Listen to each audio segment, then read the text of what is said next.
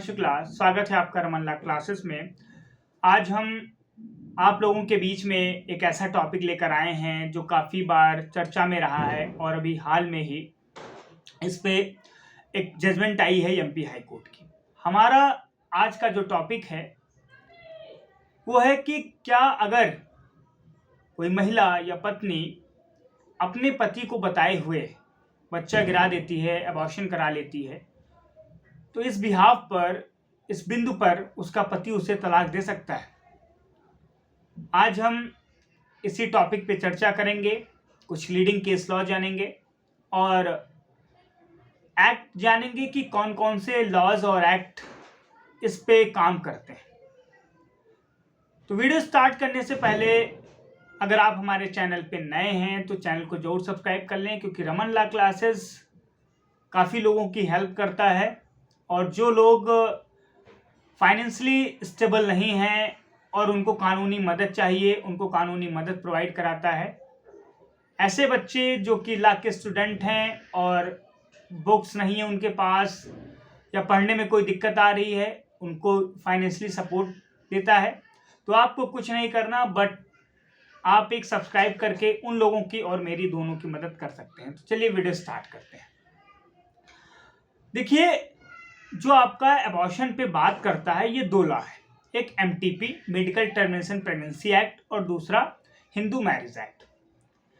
Hindu marriage act कहता है कि अगर कोई पत्नी अपने पति को बिना बताए अबॉर्शन करा लेती है, बच्चा गिरा देती है, तो इस बिहाफ पर पति उसे तलाक दे सकता है, क्योंकि ये मानसिक प्रताड़ना है।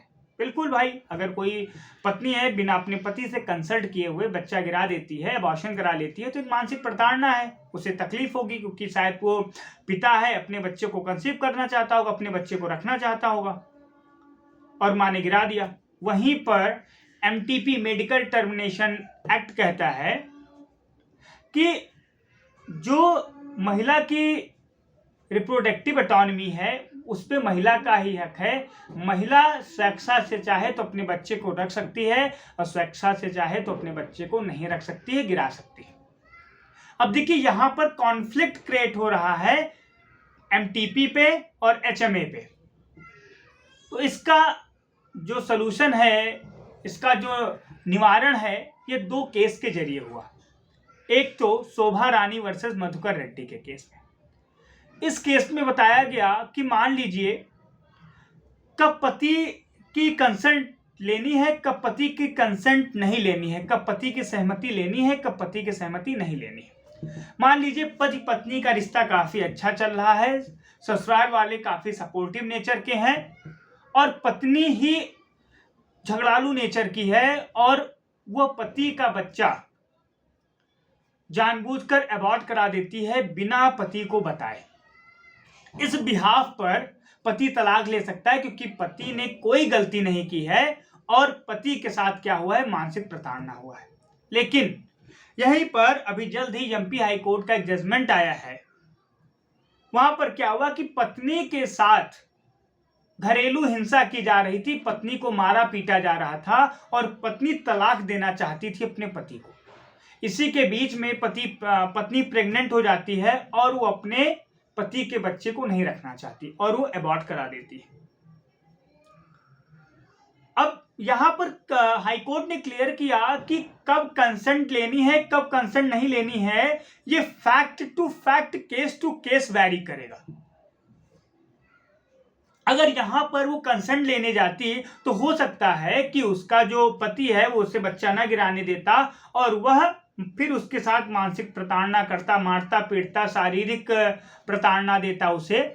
तो यहां पर सुप्रीम कोर्ट और हाई कोर्ट दोनों कोर्ट ने क्लियर किया कि अगर कोई महिला है और महिला और पति के बीच में सब कुछ सही चल रहा है, ससुराल वाले उसके साथ कुछ गलत नहीं कर रहे हैं, तब अगर महिला अपने बच्चे को गिरा देती है बिना अपने पति के कंसल्ट के, तो वहां पर पति तलाक दे सकता है। लेकिन वहीं पर अगर महिला के साथ अत्याचार हो रहा है, महिला के साथ डोमेस्टिक वायलेंस हो रहा है, तो वहां पर वह बच्चा नहीं गिरा सकती।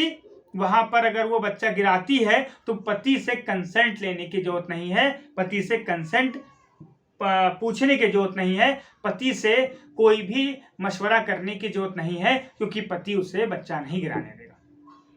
तो इस पे 2 एक्ट लागू होते हैं, एक MTP medical termination pregnancy act और एक हिंदू मैरिज एक्ट। एक बात और आप क्लियर करिएगा कि यहां पर जो क्रूएल्टी ली गई है ये मेंटल क्रूएल्टी है। सेक्शन 13 क्या है, बात करता है आपका हिंदू मैरिज एक्ट का, कि सेक्शन 13 के तहत अगर कोई व्यक्ति महिला को मानसिक प्रताड़ना देता है या महिला पुरुष को मानसिक प्रताड़ना देती है तो इस बिहाफ पर तलाक लिया जा सकता है। तो अगर आपको ये वीडियो अच्छा लगे तो बने रहें रमन लॉ क्लासेस के साथ और हमारे चैनल को जरूर सब्सक्राइब करें। धन्यवाद।